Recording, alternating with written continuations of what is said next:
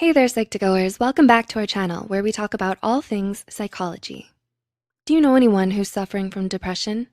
According to the American Psychological Association, depression is the #1 most rampant psychiatric condition worldwide. Still, most of us are unaware of its nature and causes. Making an effort to better understand it makes you more compassionate and better able to help those suffering from it. Before we begin, we would like to make a quick disclaimer. This video does not serve the purpose of self-diagnosis. Rather, it aims to help you understand the disorder better. With that said, here are 8 of the most widely researched causes of depression. 1. Stressful life events. Is an event causing you unusual stress lately?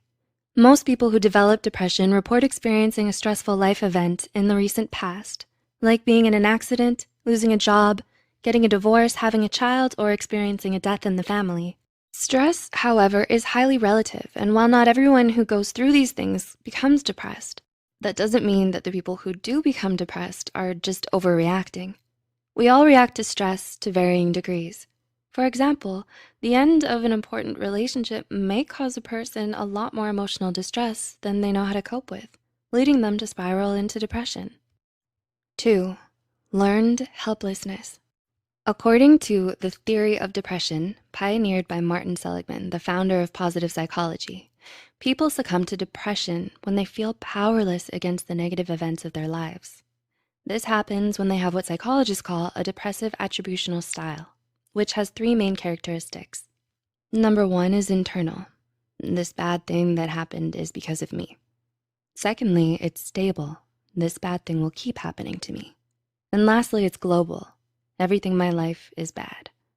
This kind of thinking is especially common in those who become depressed at an earlier age, and it fosters a strong sense of hopelessness that negatively impacts them for the rest of their lives.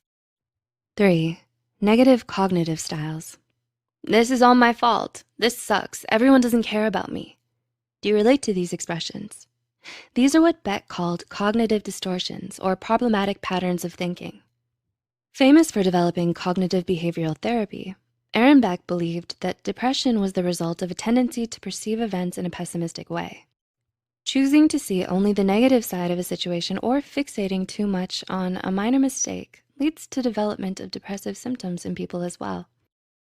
4. Hormonal imbalances. Do you feel an increase in your irritability and anxiety as of late?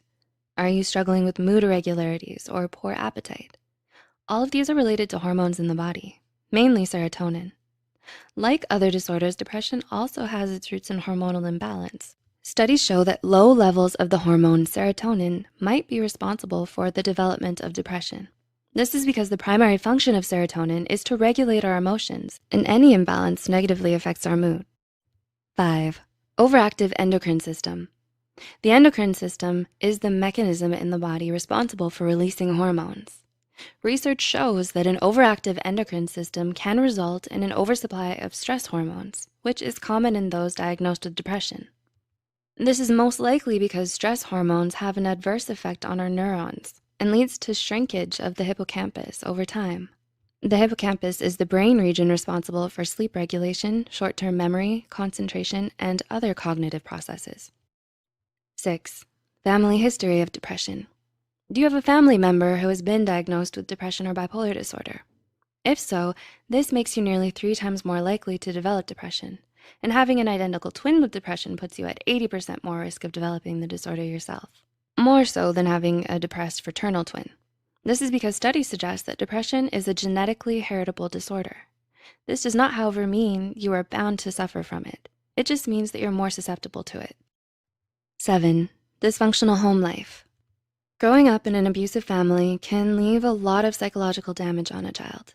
And sadly, most victims of early childhood abuse, whether it's physical, emotional, or sexual, go on to develop depression, anxiety, PTSD, and other trauma-related disorders when they get older. Coming from a broken family or being abandoned by a parent at a young age also puts the person at greater risk of depression, as well as having a parent or caregiver die when a child is still young. And 8, lack of social support. Last but certainly not least, a lack of social support is an important contributing factor to a person's depression. Having few or no close, meaningful relationships in your life makes it harder for you to be emotionally vulnerable with someone and cope with your emotions in a healthy, functional way. It leads you to feeling isolated and disconnected from those around you, fostering strong feelings of loneliness and worthlessness that could worsen into depression if left unresolved. Do you relate to any of these points mentioned in the video?